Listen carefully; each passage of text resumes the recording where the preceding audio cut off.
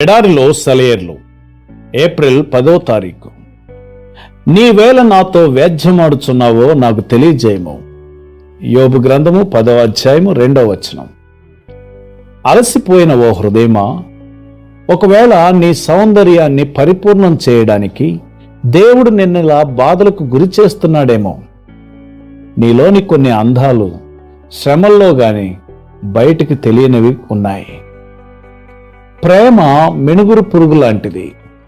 చుట్టూ చీకటి అలముకున్నప్పుడే తప్ప దాని వెలుగు బయటికి కనబడదు. నిరీక్షణ అనేది మిణుకుమనే తారలాంటిది. సమృద్ధిగా ఉన్న పరిస్థితుల్లో పగటి వేళ సూర్యకాంతిలో అది కనబడదు. శ్రమకాలంలో చీకటి రాత్రిలోనే దాన్ని చూడగలం. కష్టాలనేవి నల్లని మక్మల్ గుడ్డలాంటివి. వాటిలో దేవుడు వజ్రాల వంటి తన దీవెనలను చుట్టి తన పిల్లల కోసం ఉంచాడు. ఆ నల్లని గుడ్డలో వజ్రాలు మరింత తళుకులు విరజిమ్ముతాయి.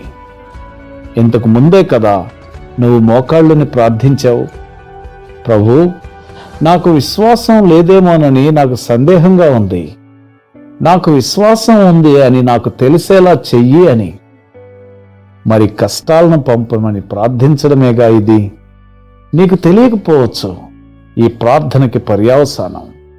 ఎందుకంటే నీలోని విశ్వాసం పరీక్షకు గురైనప్పుడే కదా విశ్వాసం అసలు ఉన్నది లేనిది తెలిసేది.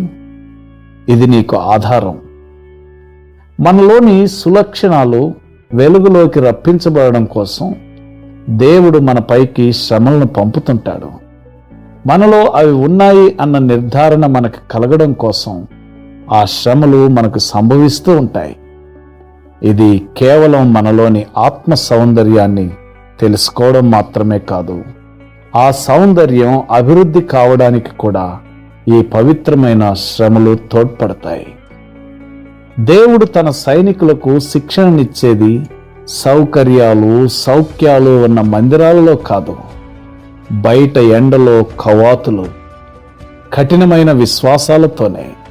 ఆయన వాళ్ళని సెలయేళ్లకు అడ్డం పడి నడవమంటాడు, నదుల్ని ఈదమంటాడు, కొండలెక్కమంటాడు, వీపు మీద బోలెడంత బరువుతో మైళ్ళు తరబడి నడిపిస్తాడు.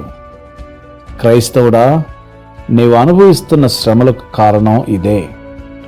నీతో ఆయన వ్యాజ్యం ఆడడానికి కారణం ఇదే.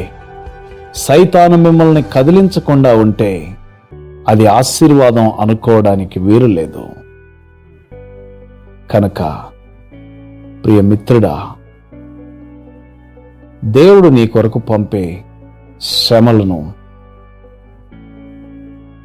అనుభవిస్తూ వాటి ద్వారా నీ ఆత్మ సౌందర్యం బాహ్యమవునట్లుగా, అంత మాత్రమే కాక ఆ సౌందర్యం అభివృద్ధి చెందినట్లుగా దేవుడు పంపే పవిత్రమైన శ్రమలు నీకు సహాయం చేయుచుండగా దేవుణ్ణి స్తుతించి ముందుకు సాగే కృప పరిశుద్ధాత్మ దేవుడు నీకు అనుగ్రహించునుగాక.